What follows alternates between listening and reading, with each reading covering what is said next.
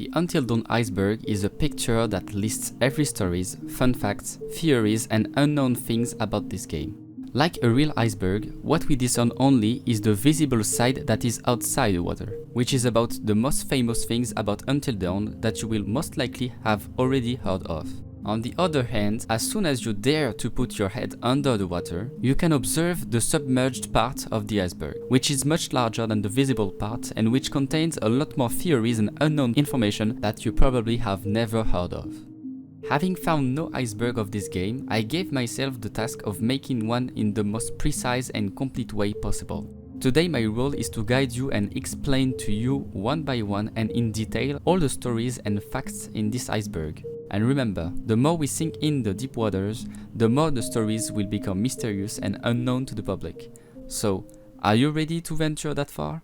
Hello everyone and welcome. I'm Zux and I'm extremely proud to present to you the Until Dawn Iceberg.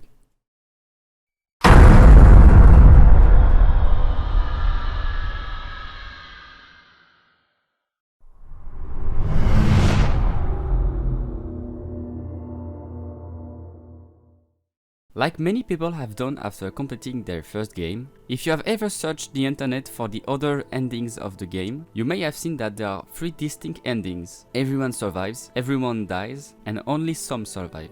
But have you ever wondered how many possibilities that creates in total? Taking into account that there are 8 characters in the game and that each can die independently of the others, that amounts to a total of 256 endings, and I'm only talking about the endings that take into consideration which character dies. Now, if you remember correctly, during the game's credits, we can observe several dialogues told by the remaining characters that survived through the night. These dialogues are chosen automatically by the game according to the different relationships between the characters, which is a topic that I will come back to later in the iceberg. There are a total of 31 cutscenes available at the end of the game, which therefore allows for even more possible endings if you take into account these details. In the end, this gives a lot of possible endings by counting each potential death of a character and crossing it with each choice influencing a possible relationship.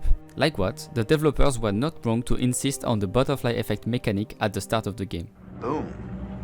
Butterfly effect.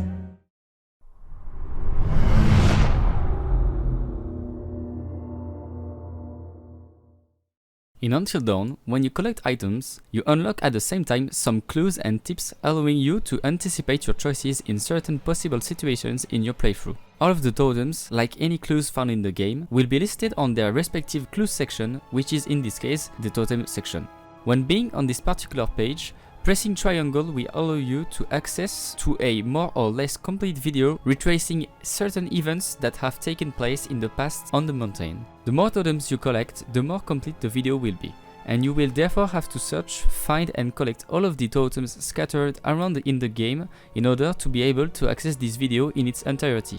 In this video, called The Events of the Past, we can hear the mysterious man named Jack Fiddler who's telling the story of his grandfather, the story of that mountain, and mentioning the story of the miners who got stuck in a cave back in the 50s, resulting in the awakening of the spirit of the Wendigos because of cannibalism, as well as this particular night when Hannah and Beth encountered face to face the Makapitu, the biggest Wendigo of all, and who, thanks to Jack, was killed.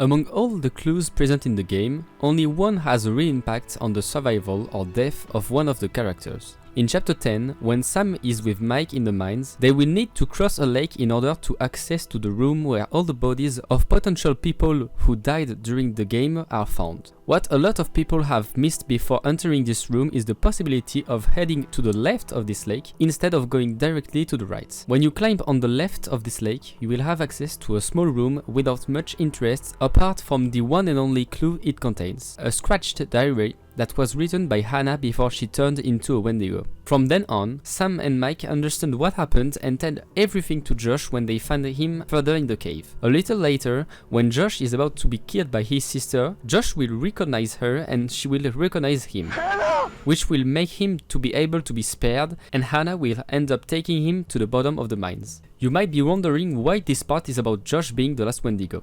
Well, it turns out that since Josh was spared, he will be forced to survive in the mines by eating Jack, the flamethrower guy, which will once again free the Wendigo's spirit and cause him to transform into that last Wendigo.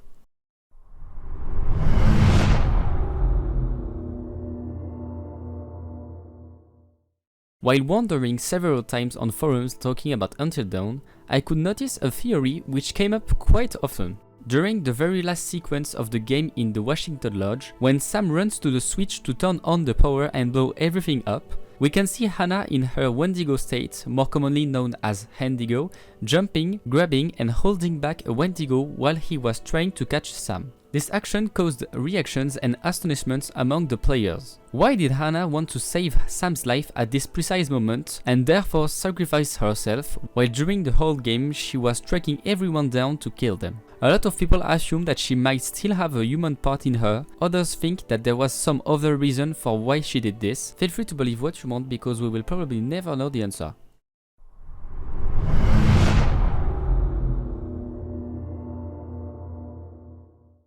Mike and Sam simply can't die during the game until the end of chapter 10, no matter what choices you make, because they are required in the ending cutscene when they both watch the gas leaking from next to the fireplace. Then Mike breaks the light bulb and Sam runs to the light switch. This is more commonly called a plot armor. Even though Mike may get caught by a Wendigo in the sanatorium, he simply won't die. There is a rule in this game, which is if you don't see a gruesome death animation for a character, then they are not dead. Getting caught by the Wendigo in the sanatorium as Mike will make you miss a lot of clues to understand what happened in the sanatorium in the 50s, but Mike will not die.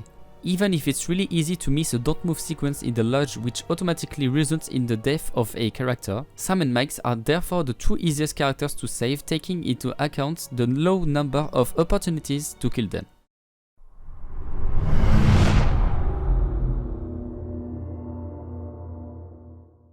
Starting from a false rumor speaking of a DLC or sequel to Until Dawn, but officially announced on October 27, 2015 as a completely separate game, Until Dawn Rush of Blood is an arcade-type first-person shooter game released for PlayStation VR on October 13, 2016. The game consists of 7 levels, each representing a theme seen in Until Dawn, such as the hotel or sanatorium or the mines. The player will encounter several enemies, from psychopaths to Wendigos to a large deformed beast. Like Until Dawn, this game has different paths, some of which are hidden, which allows a different gaming experience if you change your choice of direction during another playthrough.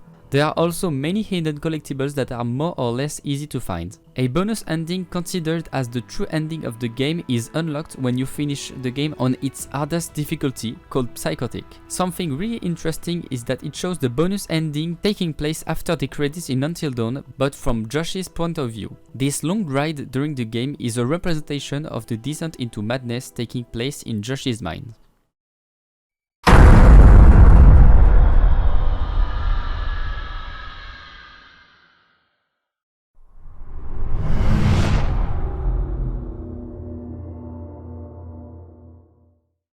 If there's one thing I've seen a lot in Until Dawn reviews, it's that players would have liked to see the mechanic of character relationships be more used. I agree on that point, but just think again. Some choices you make during your playthrough have a direct influence on the actions performed by the characters depending on their mood and their feelings. Here are some examples. During chapter 3, Mike and Jess wander away from the lodge to get to a cabin deeper in the forest. During this walk, you will have the opportunity several times to make choices that will directly influence the romantic relationship of the two characters. At the end of the walk, the consequence of your choice results in whether or not Jessica will be quite comfortable undressing in front of Mike, totally changing the cutscene you can have at that moment. Another example, as said before in the surface part, the interview cutscenes played at the end of the game rely entirely on the relationships between the characters. For example, if the relationship between Emily and Matt is low at the end of the game, Emily will be very aggressive towards Matt in her interview. Oh, no, nothing important except, you know, how he basically left me to die up on a freaking tumbling tower like a world-class douche nozzle. On the other hand, if the relationship between Emily and Matt is high at the end of the game, Emily will be concerned about Matt's condition and remind the policeman that she's his girlfriend. Where's Matt? Is he okay? Are they done looking at him. Finally, according to the developers of the game, it seems that the relationships would affect the movement of the characters when they are at our side and that we walk beside them. How do the character traits affect the game, says Falcon 6669? They are used to determine how the AI characters act in certain places when you're not playing them. Even though I personally never noticed a difference between all the playthroughs I did for my speedruns.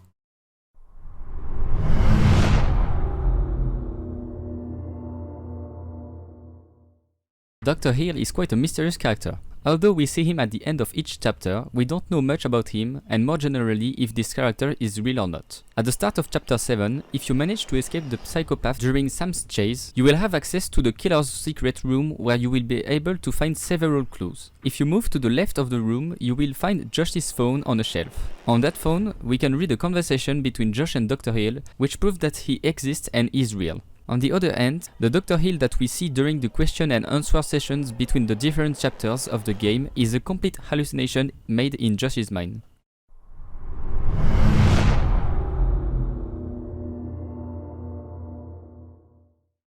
Referring to the results of the various polls that took place on the Until Dawn subreddit to find out which character was the hardest to save, Matt was the one character that it came back to the most often. As a new player, it makes sense to follow the advice of totems on your first playthrough, but for Matt, they can be misleading. Let me explain.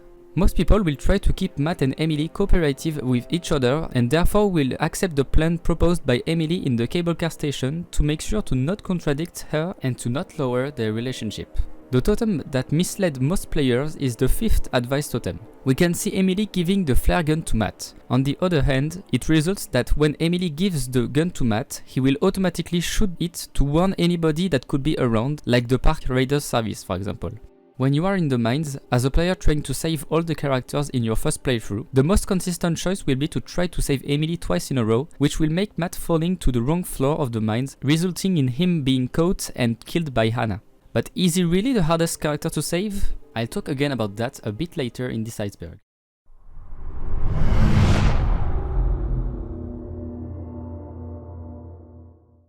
Very quick fact, but always good to know, you might have already noticed it, but all the PlayStation trophies that are obtainable in the game each refer to a famous movie. Here are some examples. The silver trophy obtained by cutting off Mike's fingers to free himself from the bear trap Scream 2 refers to the cult movie Scream 2 released in 1997. Another one, the silver trophy obtained by attacking the Psycho with a weapon as Sam or Ashley, the psychopath, refers to the famous film Psycho directed by Alfred Hitchcock in 1960. One last example, the Platinum Trophy you unlock by unlocking all of the other trophies, a Symphony of Horror trophies, refers to the movie Nosferatu, a Symphony of Horror, released in 1922.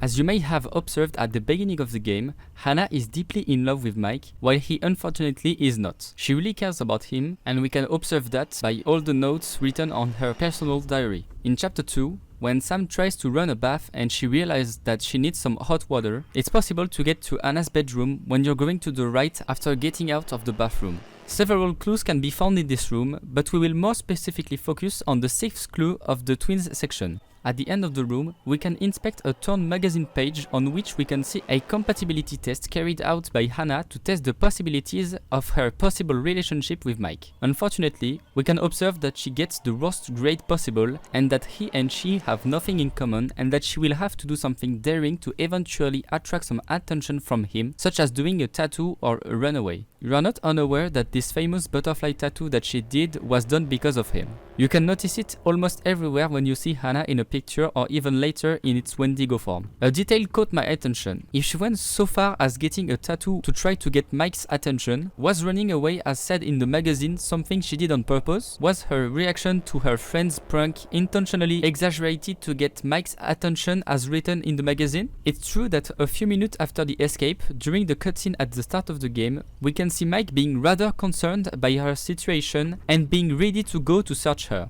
So, should we go after her? Like what? Maybe Hannah would have not reacted this way if she hadn't done these compatibility tests.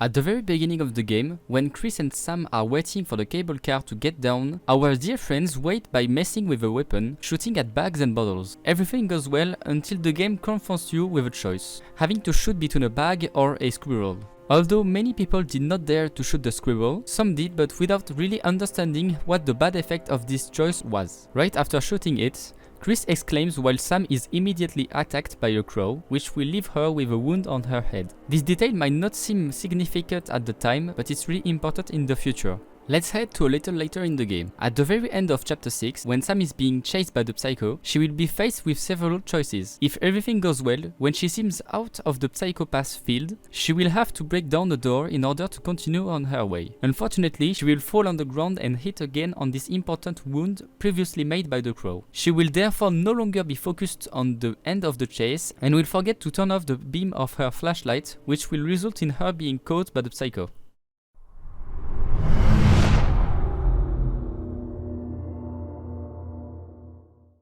One thing that I noticed a lot during some YouTubers playthrough is the misunderstanding of Ashley closing the door on Chris in chapter 8, resulting in his death. A detail that has also been brought back a lot is that during Chris's choice a little earlier in the game, in chapter 6, when he points the gun towards himself to shoot in order to save Ashley, she exclaims and opposes it by saying that he should not kill himself, but that if she could do one last thing for him, then it would be to sacrifice herself instead of him. The problem is that if we listen to her, it will not go at all as planned.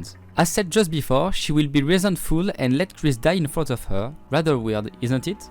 During a livestream that took place on October 30, 2015 on Twitch, two developers from Supermassive Games who worked on Until Dawn played the game while answering questions in the chat. A player asked the following question: why does Ashley tell you to shoot her but then locks you out anyway? Did she panic, or was that just a mistake in development that got overlooked? As a response, the developers claimed that this was not a development error and that it was intentional. On that night, Ashley saw a friend get cut in half, had a gun pointed and fired at her. To put it simply, she was just in a constant state of shock and stress. She's been through some very tough times, so she's very unpredictable. Oh my god, that scared me.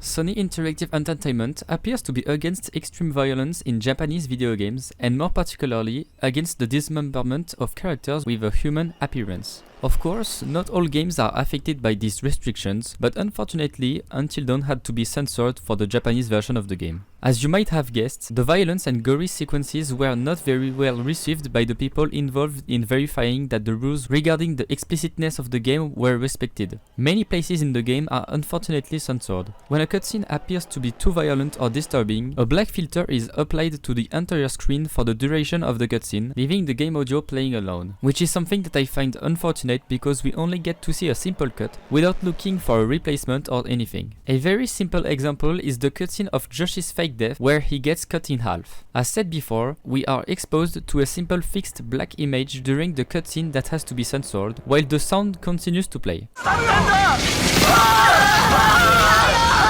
Another section in the game is completely changed because it potentially contains a lot of character death cutscenes. You will surely have understood I am talking about the credits. When a character dies, at the end of the game a small cinematic plays showing how the person died and when during that night. On the other hand, in the Japanese version we can see instead of the death cinematic the introductory cinematic of the character in question and also the time of his death.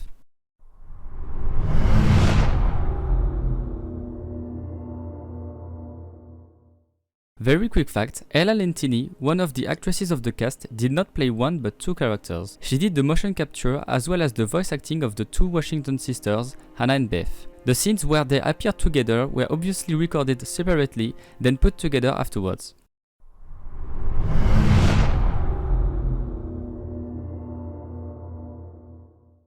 Larry Fessenden is an American actor, producer, writer, director, film editor and cinematographer who worked as one of the two screenwriters for the game's story. He was also part of the motion capture and voice actors for the Stranger in Until Dawn as well as Dan T in Until Dawn Rush of Blood. When you go down to the basement of the lodge in the cinema room, you will be able to observe 6 posters of more or less known horror films: Stakeland, The House of the Devil, Automatons, The Innkeepers, Bitter Feast and Hypothermia. All of these films have one thing in common: Larry Fessenden. He worked on all of these films as an actor and or producer. Before he was involved in anything in the game, Larry made a movie in 2001 called Wendigo, as well as a short film in 2002 called Searching for the Wendigo, which is oddly related to Until Dawn. It's 10 years later that he was called by Supermassive Games to have a place as a screenwriter for the game because he was recommended by another scriptwriter that he knew very well, Graham Resnick, who was already on the project at that moment. But it's been confirmed by the studio that Larry's knowledge of the Wendigos was pure serendipity.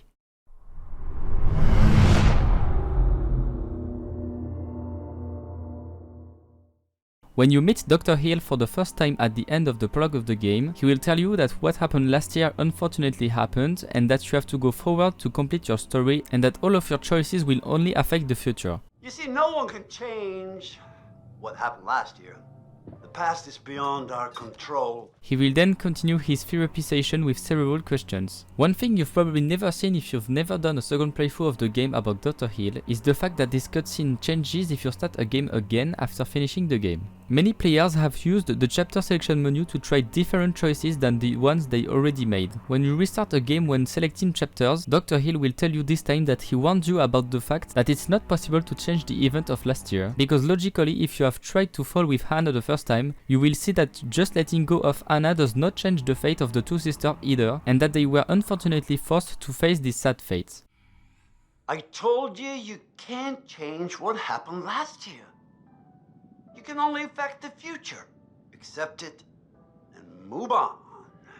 This small change in dialogue has not been overlooked by the speedrunners because the cutscene lasts 30 seconds less when launched from the chapter selection menu, which represents a considerable time save over an entire run of 4 hours.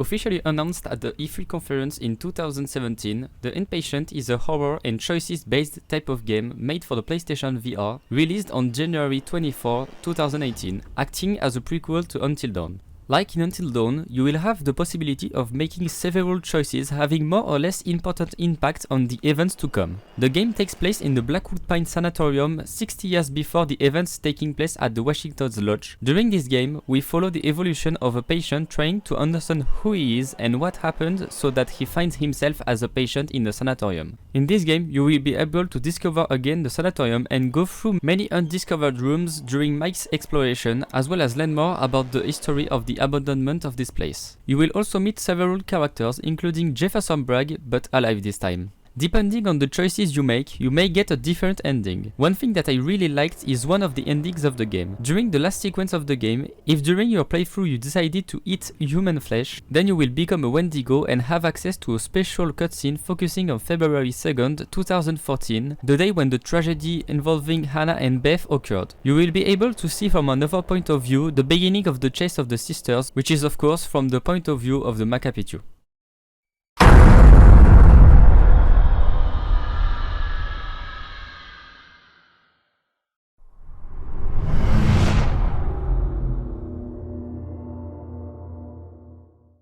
There are two versions of Until Dawn, the classic game as you know it, but there is also a version called the Extended Edition. This version adds a small portion of gameplay that lasts about 10 to 15 minutes at the end of chapter 2. We can see Matt and Emily going down the mountain to get her pink bag forgotten at the cable car station, but they will quickly be dissuaded from doing so because a little prank made by Josh awaits them on their way. This version of the game was initially only granted to people who pre-ordered the game, but this addition has now been included since a few years in the digital version of the game in Europe.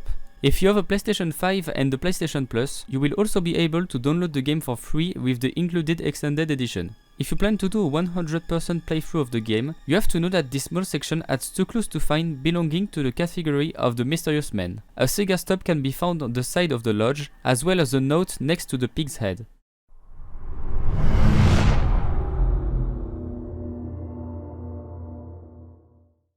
In Until Dawn, the majority of the choices you make will have direct consequences on the future of your playthrough. Some choices, on the other hand, have a minimal impact but are still more or less visible because they change the environment in which you progress. The most visible examples will be certain choices made during therapy sessions with Dr. Hill. Depending on your decisions, snakes, spiders and dead animals may appear on his desk. But other more subtle changes are also responsible for very discrete changes. For example, Dr. Hill will ask you to choose in the 4 therapy sessions which characters you like and dislike. These choices will change the order of the pictures that are attached on the wall in chapter 6. The least liked character will always have his eyes crossed out by red crosses. Finally, during the chase of Jessica at the beginning of chapter 4, Mike has the opportunity to see and shoot the Wendigo that brought them into the mines. This Wendigo is none other than Hannah, and if you decide to shoot her and that you hit the target, then during the next cutscenes, Hannah will appear with a bullet hole on the top of her head. I will also talk about more of these choices a bit later in the iceberg.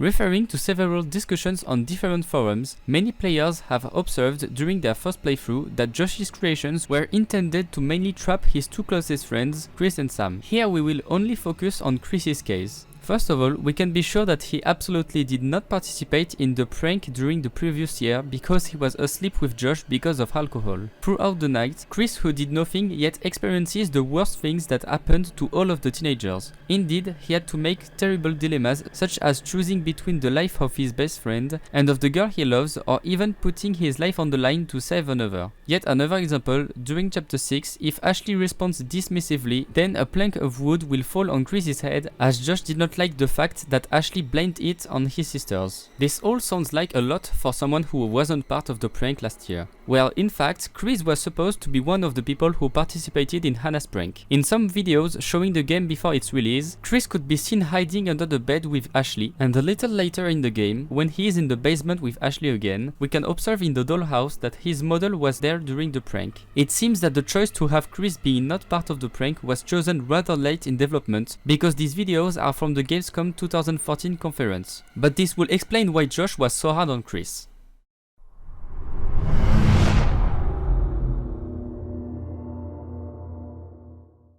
If you've ever been interested in the different making-ofs that are unlocked as you progress through the game, then you must know that all the characters were animated using a technique called motion capture. This technique consists on the fact that actors dress in an outfit allowing to transcribe the movements in a 3D environment on a computer. Facial expressions were also captured by cameras through various dots drawn on the actor's face, but separately. This technique is commonly used in games from Supermassive Games, since it was also used in all games in the Dark Pictures Anthology series. Recently explained in a TikTok made by Arable Collins, a narrative designer from the studio, it was explained that the monsters from House of Ashes were also animated by actors despite the difficulty of the complicated and fast movements of the monsters. Until Dawn is an exception among all of their games. It has been confirmed by one of the game developers that all of the Wendigos were animated entirely by hand without the use of any actor.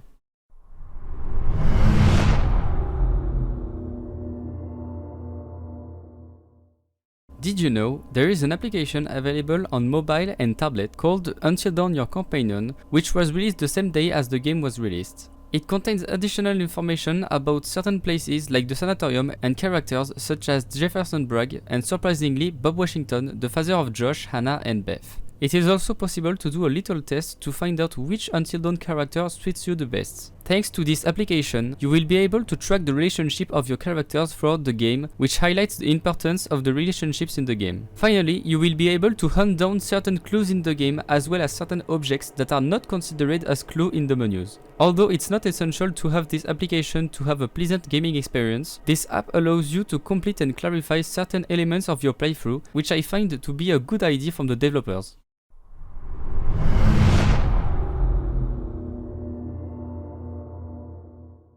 Quick but always nice piece of information to know, the first names of the characters in the game were chosen in relation to the first names that were the most given to newborns in the United States during 1994. What is even more funny is the fact that the first names of the couples in the game are in agreement with the exact place given in the classification of these first names: Jessica and Michael, Ashley and Christopher, Emily and Matthew, Samantha and Joshua. We can also notice that 2 first names do not appear in this list, Hannah and Beth. One question can be asked: from where do their first names come from if they are not in the lists? Could that be that the sisters' names were chosen long before all the others? It's quite possible. But let's talk again about that at the bottom of the iceberg, at the very end of the deep waters.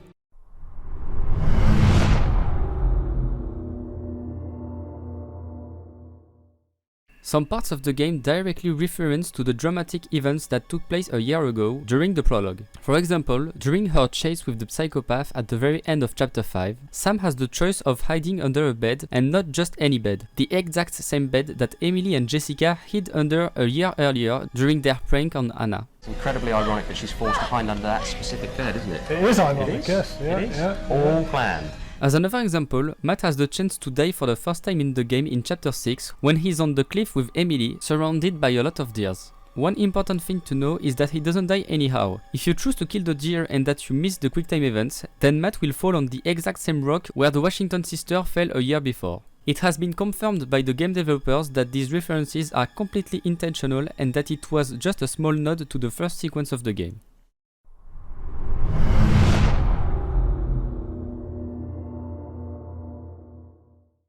Quite a few people I've seen playing the game have often wondered what did Hannah do as a Wendigo to the characters before meeting them in the lodge during the final sequence of the game. The answer is simple. Everything that refers to the presence of a Wendigo in this game is the fruit of Hannah's actions. She's the one who throws Jessica's cell phone through the window in the little cabin. She's the one who dragged her into the mine. She's the one who cuts the supports of the radio tower when Matt and Emily are inside. She's the one who attacks Matt in the mines if he's on the lowest floor after trying to save Emily. And I could go on like this for a long time. Anything strange related to a Wendigo is Hannah's doing. The only exception is Mike, who meets the other Wendigos who are the miners who suffered a tragedy in the 50s in the caves of the mountain. Otherwise, Hannah is responsible for all of the characters' troubles.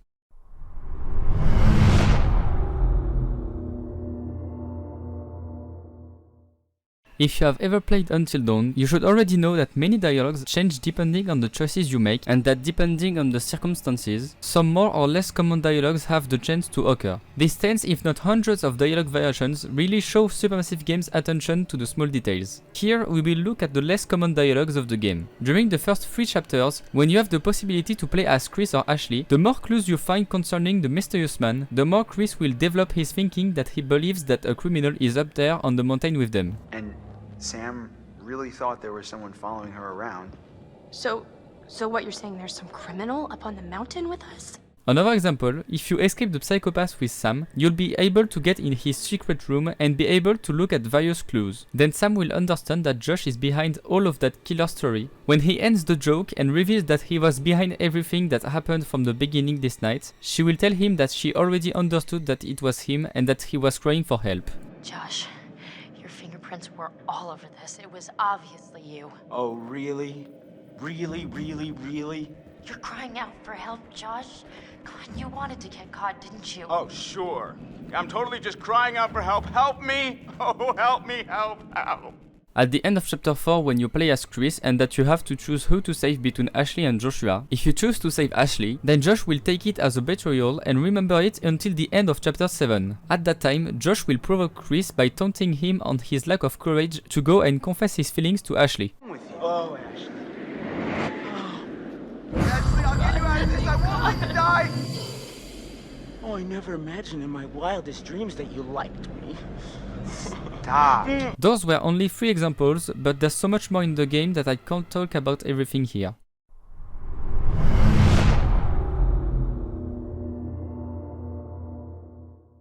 Have you ever noticed that a certain object follows you throughout your entire playthrough? This object is an old fan, which for me is in far too specific places to just be a 3D model reused all over the game. Knowing that among the few hundred playthroughs I have personally did for my speedruns, I've always noticed that Supermassive Games does not recycle its 3D models very much within the game. It's possible to see this fan in a lot of places, whether it's behind Dr. Hill, in the sanatorium, in the little cabin where Jess and Mike make out, on a shelf just after the big screamer in the basement, again on another shelf a few seconds after, or in Josh's secret room on the desk. This object is everywhere. What's interesting about this fan is that Supermassive Games was already working on a game in 2011 for the PS3 named Postmortem with a choice and playback mechanic. Unfortunately, the development of the game was abandoned and the game was never released. One thing in particular caught my attention while watching footage from this game, and it was the fact that we find the exact same fan in that game. Is it just the reuse of a 3D model, or is it a reference to this game that was never released? Was this intentional? Does this have any importance? These are questions that I think we will probably never have the answer to.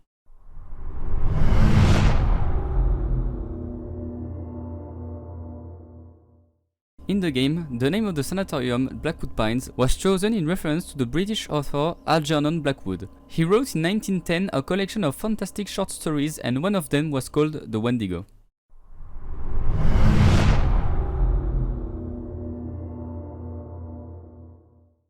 During an interview, a journalist asked Will Biles, the game director of Until Dawn, if he could share one or more ideas or twists that were ultimately abandoned and that were not present in the current game. Will replied that at some point in development, one of the characters was pregnant. He clarified that he doesn't want to reveal who or with whom it was about, but the reason the idea was scrapped is because it turned out to be too distracting from the main story.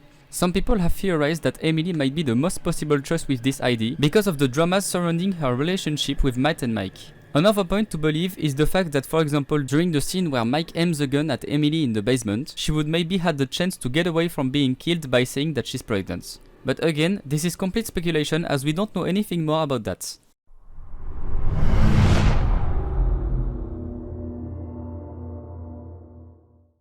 The small cutscenes between the chapters showing different parts of the game depending on your choices were not in the concept of the game at the very start of the development. During various playtest sessions carried out by Supermassive Games, the developers realized that players were sometimes confused by the plot or the order of the events, being lost or having forgotten some elements. They therefore looked for some ideas and concluded that the short summary videos of past events between each chapters were the best option, and that in addition to being useful, it fit pretty well in the format of an interactive movie.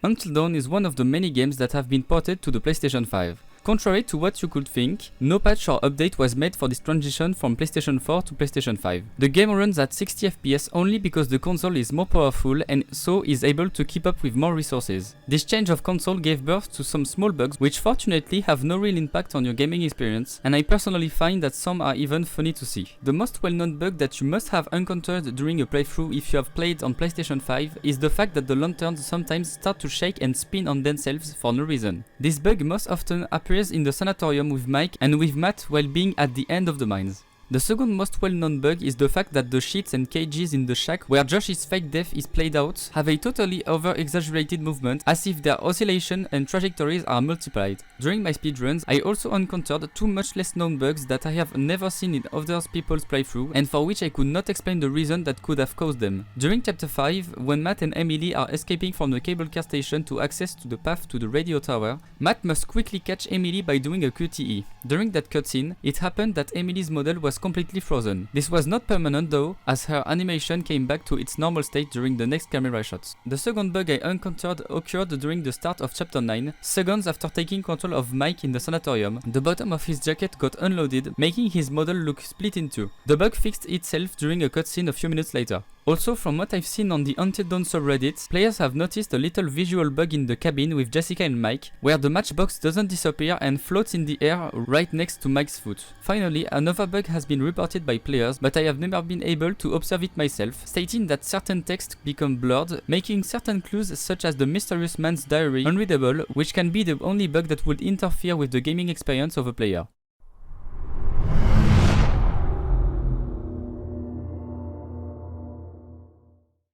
In the very early part of development of the game, Ashley was supposed to be a drug addict. On the other hand, this idea was dropped very early in development. The developers didn't say any reasons why, but we can imagine that it wasn't fitting the game overall. There's actually a reference to that in the final game. This reference can only be seen if you have the extended edition of the game, as you need to collect a clue that is outside the lodge when Matt and Emily are going down the mountain to get her pink bag. When going back next to the same window where Chris and Josh went some minutes ago, you can find a cigar stub that belongs to the mysterious man Jack Fiddler. While inspecting the clue, you can hear Matt saying, Maybe Ashley's got a weird stogie habit. which is the reference to that early dropped ID.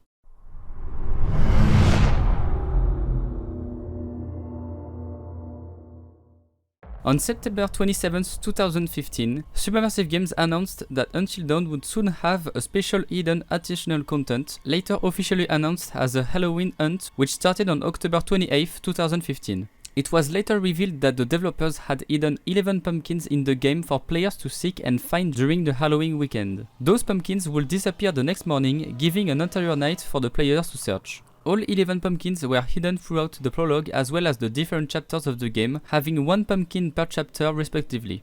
A little message available in-game and on Supermassive Games social medias invited the players to tweet their best screenshots of their findings using the hashtag Until Dawn Pumpkin. A raffle was then held, allowing the lucky winners to win a special box signed by the Until Dawn development team, containing pictures, documents about Blackwood Pines and other stuff. This version of the box only exists in 100 copies worldwide.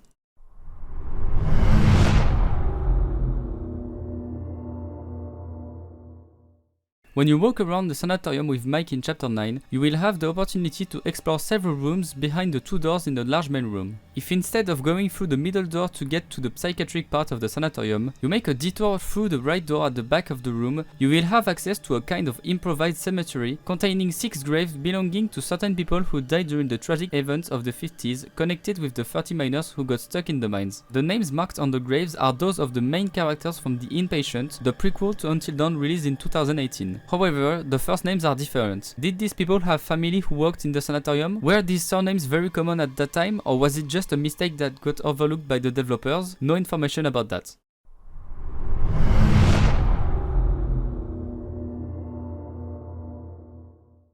Do you remember when I told you that Matt was probably the hardest character to save according to multiple polls made on the community forums? Well, it turns out that already during the development phase of Until Dawn, a certain mechanic of the game was not fully explained, and this once again led to the death of Matt. This time I'm talking about the possibility of doing nothing when a choice or a QTE is showed to the player. At Supermassive Games Studios, during the penultimate playtest phase relating to the very beginning of Chapter 6 when we play as Matt and Emily going to the radio tower, all the players killed Matt when the choice to attack the deer was proposed. According to Tommy Heaton, design director of Until Dawn, not a single player chose to not attack the deer. It is thanks to this playtest session that the developers decided to put a small interaction with a text stating that sometimes doing nothing is the best thing to do during the snowball fight between Jessica and Mike at the end of Chapter 1.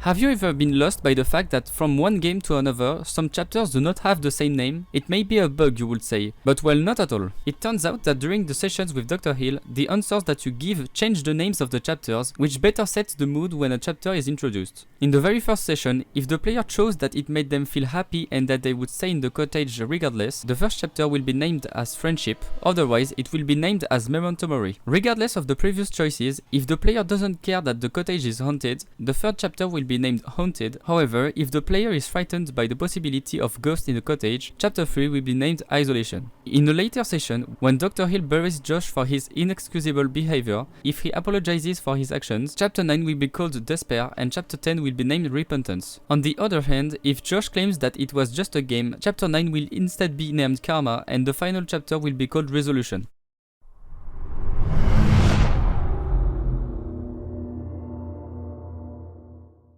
In the Psycho's room, when you play as Sam, you will have the possibility of finding Josh's mobile phone on a shelf on the far left. You can find on it a conversation between him and his psychologist, Dr. Hill, that took place less than a month before the events of the game. We can see Dr. Hill worried about Josh's condition. He insists that his mysterious plan will surely not help his condition, and he also insists a lot on the fact that Josh has to take his medication and that stopping taking it in the middle of his treatment can be very dangerous. Still in the Psycho's room, we can notice in Josh's psychiatric report that he had been prescribed to take a drug called phenelzine, better known as Nardil. This drug works against depression, which Josh suffers from badly. Even if it helps with depression, it is also provocative of certain symptoms such as nausea, confusion, mania, and other. On the other hand, as Dr. Hill reminded Josh so well, it is very dangerous to stop taking your treatment without following a precise procedure because certain more serious symptoms can occur, such as severe hallucinations, which can be both visual and auditory. Unfortunately, Josh having stopped his treatment suddenly, this will therefore explain why he would have had these more than horrible visions when he was at the bottom of the mines.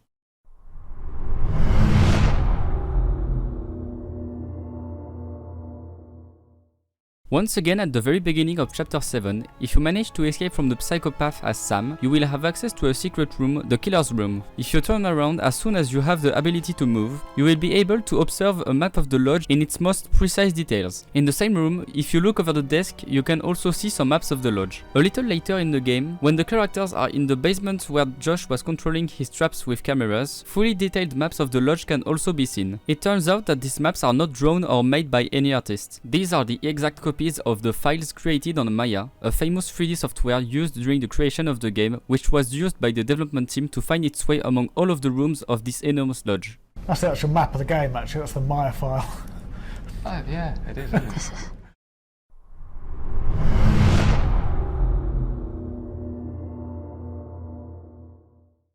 Like with any game, any character design can take some time to find something that really fits to the character as well as the mood of the game. The psychopath was one of the characters that went through a lot of modification and research during development. What you are seeing right now is a lot of ideas and concepts for the mask or head of the psycho. The artists have therefore done a lot of research and testing from many inspirations, whether it is from movies or something else. Many versions of the psychopath has been made to come up with something that fits the theme. However, there are a lot of designs that I cannot show you right now because it will spoil a major part of the iceberg that we will see much below.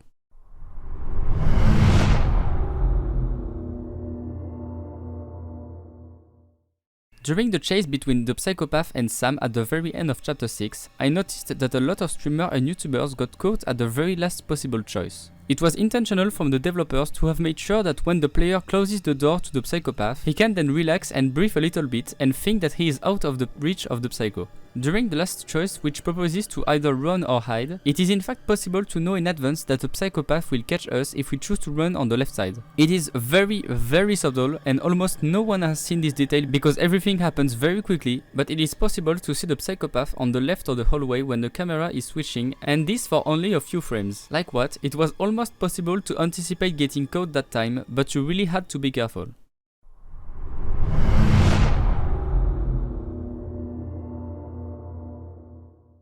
After seeing Wendigos in several places on the mountain, it is normal to believe that there are a lot of Wendigos in the nature. But how many Wendigos are there in total? Well, there are actually 14 Wendigos in total. The first one, the strongest of all, is the Makapitu. He is the oldest and biggest of all of the Wendigos. He was killed by the mysterious man with his flamethrower during the tragic events involving the Washington sisters in 2014. Hannah is the second Wendigo and considered as the main Wendigo in the game. She was possessed by the spirit of the Makapitu and therefore became the most powerful Wendigo. She will be killed at the very end of the game in the lodge during the explosion. You have to know that Hannah is the one and only Wendigo to be outside the sanatorium until chapter 10. The rest of the Wendigos, the last 12, are the miners who were rescued after the crumbling in the mines. 5 of them were killed by the man with the flamethrower before the events of 2014, as said in his journal. Another one was killed again by Jack Fiddler in the sanatorium, and his head was kept in a jar, visible in the morgue. The other 6 Wendigos were captured by Jack and locked in the cells of the sanatorium until Mike accidentally let them escape. During his exploration, Mike can kill 2 other Wendigos with a small explosion, and another 2 more Wendigos during the last large explosion with Sam. The 2 remaining Wendigos die in the lodge during the final cutscene, one by Hannah and the other one during the final explosion.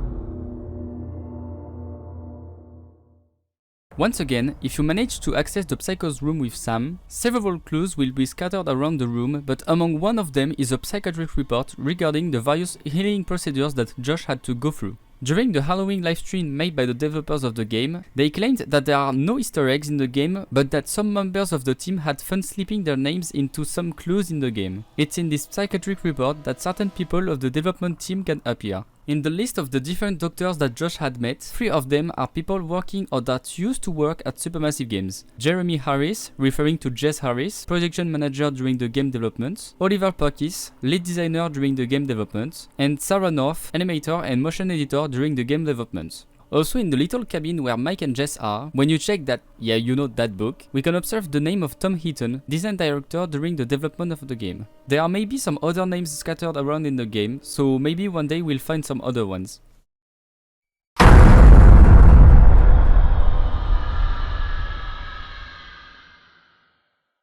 Just before starting this part of the iceberg, I just want to explain some terms that might not be understood by everyone. Basically, when you create a game in a game editor, it is possible to run it inside of the editor to launch a quick simulation of what is supposed to happen in the game. On the other hand, when you play on a game that you launch from your console or computer, the game is not launched from the game editor because it was compiled into an executable. This is where comes the first term that I want to explain. What is a build?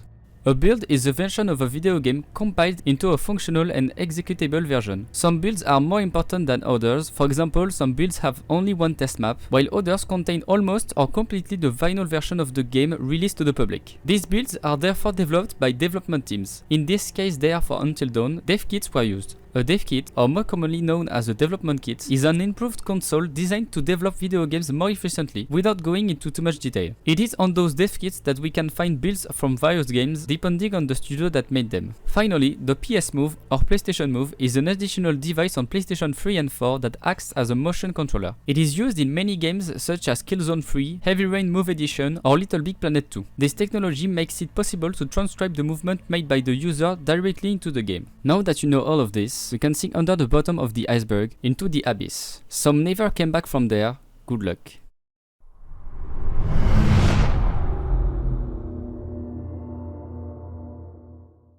There are some things that have not been kept in the game that can be observed in some trailers or bonus videos included in the game. Here are some examples. In some trailers, we can observe for a little less than 2 seconds the psychopath hitting something with a hammer. No one knows what this animation is for. The most plausible explanation that could be found will be the fact that it was planned that there would be some small animations showing the psychopath setting up his traps and scares, which would make sense with certain concept arts representing a certain handsaw used to open bodies, which would be in that case the bodies of the pigs used for the organs and blood used in the various traps. These little details were part of old trailers and videos from before the game was released to the public. I will now look at the file that can be found in the version of the game that we currently get when we download Until Dawn from the PlayStation Plus or when we buy it on disc in a store. We can find a rather long animation of what could look like an old concept of the butterfly effect, surely an old way of tracing the choices made by the player that has been abandoned during the development. There is also the famous video of the events of the past, but which is not the same as the final version that we can see nowadays. This one has a longer duration, allowing to see even more the mysterious man burning the Macapitu, and we can observe that it has the appearance of a simple Wendigo. At the end of the video, some landscapes are shown, which is something that we don't see in the actual video nowadays. Finally, a ghost effects supposed to occur during the Ouija session, as well as 2 animations that look like ghosts of Wendigos flying in the sky were found in the files of the game. However, they were never used. It's possible that jump scares could have been set up thanks to these effects. Most of the time, developers tend to check that all of the files are used in the game before publishing it, to make sure that the users only have to download the game and nothing more that is not used. Were those files forgotten? Unfortunately, there's no further information on this.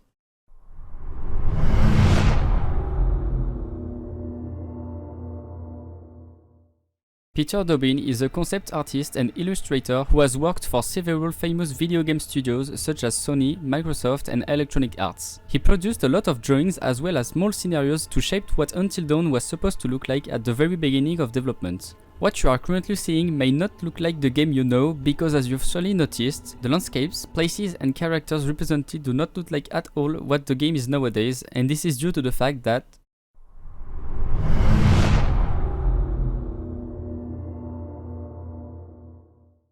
to begin, I would like to say that there is really a lot to talk about all the versions of Until Dawn as well as the entire development. There is so much that I want to precise that all the things I will talk about in this video are only the main information about these prototypes. I plan to make another video entirely dedicated to the betas, builds and prototypes of Until Dawn, which will explain absolutely everything there is to know about them. It requires a lot of research, so I can't give a date right now, but the video will be released when enough information and researches are made for each build of the game. Second clarification, here I will only talk about builds that have been leaked or that are public. There are around 30 to 40 builds, but many of them are private, so unfortunately I can't talk about them. I would also like to precise that it is useless to ask me for any build because all of my researches are strictly personal, sorry for that. Now that you know all of that, let's take a look at the essentials of those betas and prototypes. Until Dawn had 2 major parts in its development between 2011 and 2015. They can be separated into 2 parts, the PS3 era and the PS4 era. In these two main parts, we can once again distinguish three distinct parts, which makes it possible to chronologically recognize the dates of the builds of the game, which are related to the type of camera used in the game. These parts are the following: first-person camera, third-person camera, and cinematic-style camera. There are 6 builds that have been leaked, most of them are in first-person. These include a build from April 2011, a Gamescom demo from August 2012 when the game was firstly announced by Supermassive Games, a build from September 2012, 2 other builds called First Publishable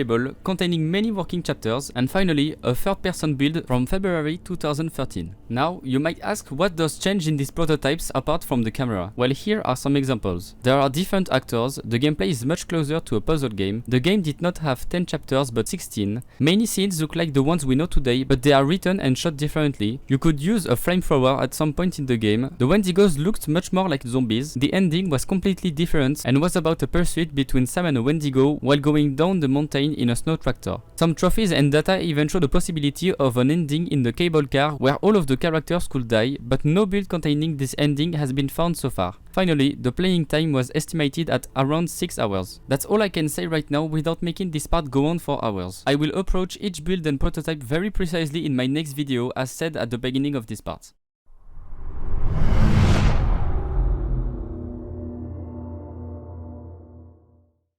Whether it is for a video game, a brand or something else, the creation of a graphic identity is very important to allow players to quickly identify with the product at the sight of a simple typography. With all the development changes that Until Dawn has been through, its graphic identity has also changed a lot over the years. Here I will be focusing more on the logo of the game. We can notice that 2 logos were used during the era of the PS3 prototypes. The font used looks very similar to the one used for the movie Cabin in the Woods released in 2012.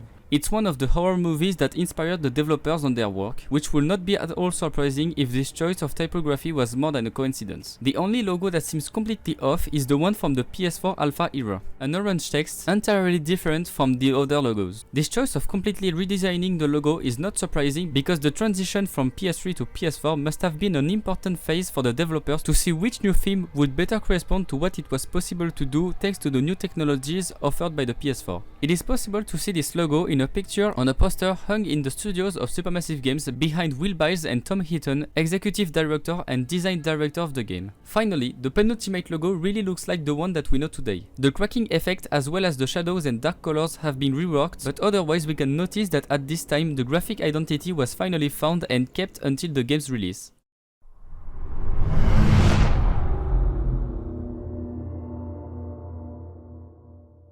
During the development of the old PS3 versions of Until Dawn, the cast was different from the one we know nowadays for the PS4 version. The American actress and singer Melissa Benoist was supposed to play as Ashley, while the actors we already know nowadays, Brett Dalton and Noah Fleiss, were already supposed to play as Mike and Chris respectively.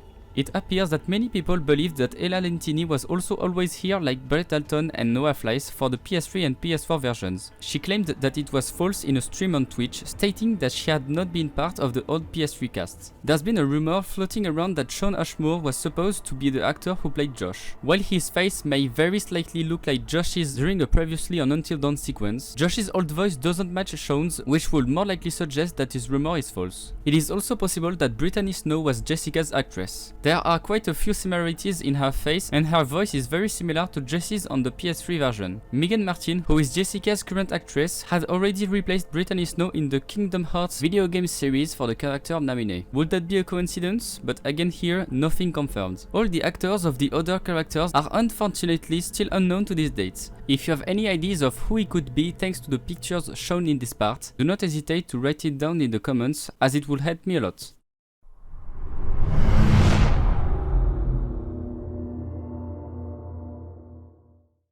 Until Dawn is not a game where a lot of glitches occur, which guarantees an optimal experience when playing the game. On the other hand, a glitch hunter and speedrunner named Matt has found a glitch allowing you to get out of the invisible barriers of the map if you are near a staircase. This glitch is due to the way the character climbs the steps. When you're about to climb a staircase, the game takes control of the character and makes it go up about 2 steps without the player being able to control the character. I imagine this is done so that the character animation doesn't clip through the stairs when going up or down. This little animation only triggers if the character is close enough to the stairs and is facing them. The principle of this glitch is quite simple, but the setup is quite complicated to do correctly. If you get as close to a staircase as possible with your character looking to the side and not towards the stairs, then the animation that occurs when climbing the stairs will not play and you will have the possibility to walk through the invisible wall right next to it. The problem is that if you use this glitch, the game will be soft locked because you are locked outside of the invisible barriers, and due to the fixed cameras you won't be able to really explore the outside of the map.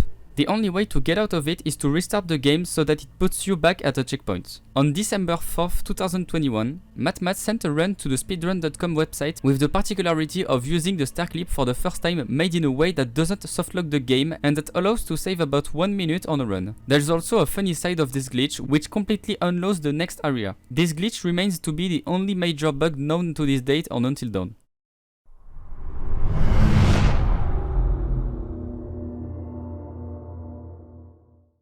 Until Dawn is a game that had its production begun in 2008, which was 14 years ago. Basically, the game was not developed by Supermassive Games, the developers that we know nowadays. The game absolutely did not look like what we can know today. There were some similarities, and I could even say a lot of similarities, but a lot of things were also different. Developed by PlayStation's London studio using a modified version of SingStar game engine, even if some game files are mentioning 2010 as a release date, we tend to believe that it was in fact supposed to release in 2011. The game contains 10 episodes that are unlocked as the player progresses in its playthrough. The game was played in first person using the PlayStation Move controllers, allowing the player to control the different characters and move a flashlight to explore the environment. Being able to play on this build is quite a complicated task, or expensive to be fair. It's not possible to launch this build on an emulator because of the bad support of the emulation of the PS Move controllers, which at that time were still under prototyping. It's also not possible to launch it on a PS3, even hacked, because it doesn't have enough RAM to launch the game, and the build stops if it detects that there is not enough available RAM. The only way to play this build is therefore to have a dev kit, because it has twice as much RAM as a basic PlayStation 3, and the PS Move controller system is correctly supported. To be honest, this build is a complete mystery, because the more information we know about this build, the more confused we get. But thanks to a lot of research, here is the important information about this build. I still have other information that I can't tell right now at the moment due to a lack of research, but I will include absolutely everything in the next big video that will be about the builds in every detail. The game seemed to have a mechanic asking the player to keep still the move controller, changing the events of the story depending on whether or not the player succeeded. It was possible to grab objects and inspect them in order to complete a book filled with clues. I didn't talk about it in the graphic identity part because this build is really different compared to the others, but the logo of the game is also a bit different. It looks much more like it's made of ice. Thanks to some concept art also done by Peter Dobbin, the game's speech will be about something like this. The game is about a popular girl in a friend group named Hannah, who was killed the year before. The group of friends return to the ski lodge to commemorate her death as well as investigate on what may have caused her death. Yes, indeed, this speech is very similar to the Until Dawn that we know nowadays. About the main characters, it's still hard to know exactly how many there are in the friend group, who is the bad guy and who are the secondary characters, but it seems that the friend group is made of 7 characters. The killer would be Hannah's boyfriend. We don't see him in this build, but we can see him on the main menu. In this build precisely, we can see Chrissy, the girl who is investigating with Scott, her lover, Devon, the snowboarder in the yellow coat, Summer, the blonde girl, Amy, a girl mistaken as the bad guy by Scott in this build, and finally the one who turns out to be the true villain of the game.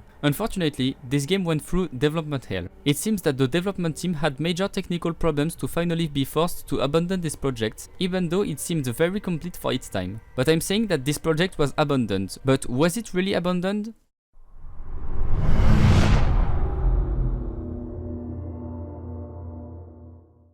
It was easy to guess, but obviously no, the Until Dawn project has not been abandoned. When Sony noticed that the London studio was having trouble developing the game, they were lucky enough to find another studio that was already developing a very similar game called Beyond, supposed to be released on PlayStation 3 around 2013. This studio is Supermassive Games, the creators we know nowadays for this masterpiece of horror games that is Until Dawn. Until Dawn was therefore not called Until Dawn at the start of its production, but was instead named Beyond. According to some dates of the files in the builds of this version, the game would have started to be developed around 2009. The concept of this build was about what we know nowadays as the little walk in the woods between Jessica and Mike going to the little cabin in the forest, but in only 1 chapter and not divided into 3 chapters compared to the game that we know today. It was also possible, like in the London studio version, to control a flashlight in order to explore the environments. When I first wrote this part, I only had to show you the only 2 images available from this build, and those were just the game logos. But it turns out that this build was released publicly a little less than 2 months ago when this video was released, which means that this build is very recent and that only a few people have managed to launch it correctly to access to the level. What you will see in a few seconds is the only footage of this build that is available on the internet. When launching the build, we can observe the animation of another game called Killzone 3 and then the menu appears. It is possible to access and launch a level that is not visible on the menu.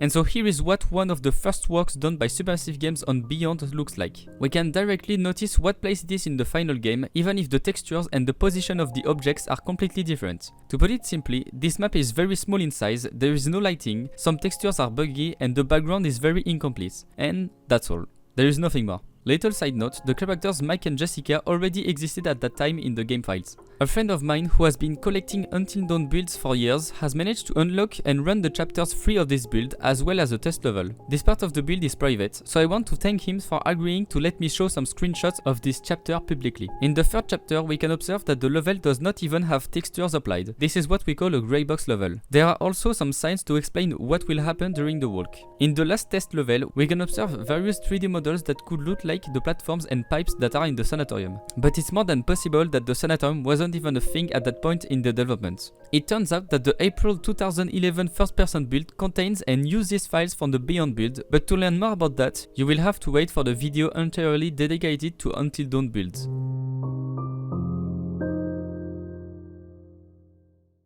Thank you very much for watching this video and I hope that you liked it as much as I love doing it. From the beginning, this video took me a bit more than 1 year to make, so I would really appreciate if you could like the video and share it to a friend that also might be interested in learning things and game history about Until Dawn. To finish, I would like to thank these people appearing on the screen. They helped me a lot to gather information and I cannot thank them enough. Until then, I hope to see you in my next video about the Until Dawn prototypes and builds.